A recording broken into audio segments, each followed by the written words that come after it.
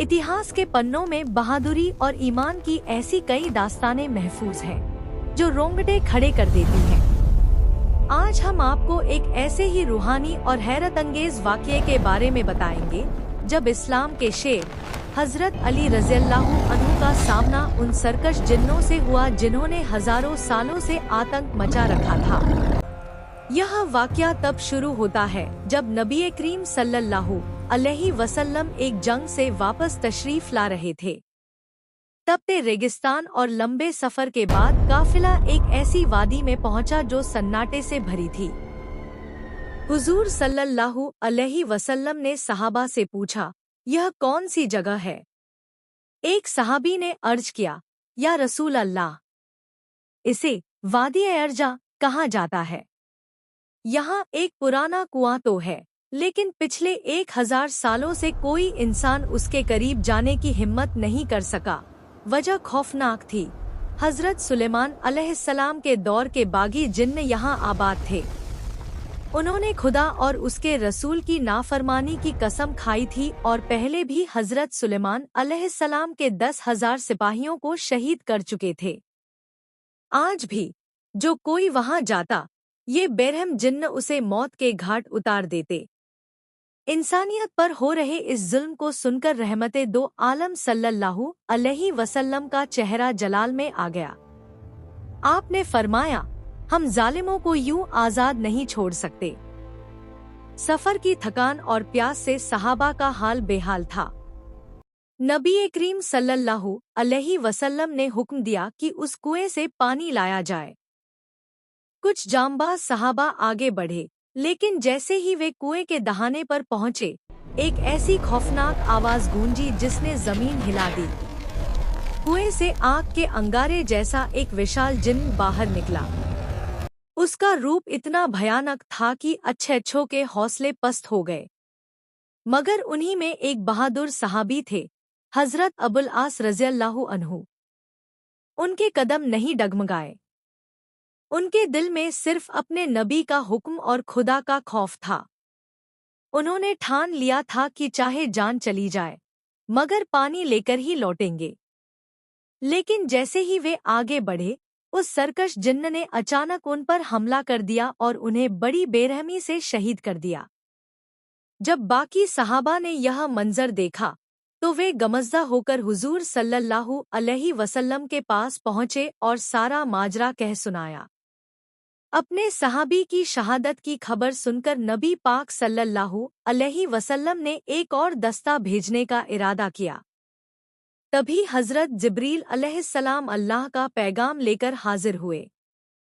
उन्होंने अर्ज किया, या रसूल अल्लाह, इन सरकश जिन्नों का मुकाबला कोई आम इंसान नहीं कर सकता। आप असदुल्लाह यानी अल्लाह के शेर हजरत अली रज़ियल्लाहु अन्हु को भेजिए। सिर्फ वही हैं जो खुदा की ताकत से इन जिन्नों के गुरूर को खाक में मिला सकते हैं। आपने फौरन हजरत अली को बुलाया और उन्हें इस अहम मिशन की जिम्मेदारी सौंपी। नबी करीम सल्लल्लाहु अलैहि वसल्लम के हुक्म पर हजरत अली रज़ियल्लाहु अन्हु अपनी तलवार जुल्फिकार थामे उस डरावने कुएं की तरफ बढ़े। जब आप वहां पहुंचे, तो वही खौफनाक जिन्न फिर बाहर निकला और गरज कर बोला, ए इंसान, क्या तुझे अपनी जान प्यारी नहीं? मैंने अभी तुम्हारे एक साथी को खत्म किया है, अब तुम्हारी बारी है। हजरत अली रज़ियल्लाहु अन्हु ने बिना डरे बुलंद आवाज में फरमाया, ओ नाफरमान, मैं अल्लाह का शेर अली हूँ। मैं तुझे दावत देता हूँ कि इस्लाम कबूल कर ले और हक के रास्ते पर आ जा।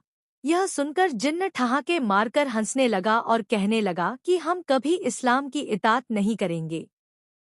हजरत अली ने उसे आखिरी मौका देते हुए कहा, अगर इस्लाम नहीं लाना, तो कम से कम यह जगह छोड़ दो और इंसानों को सताना बंद करो।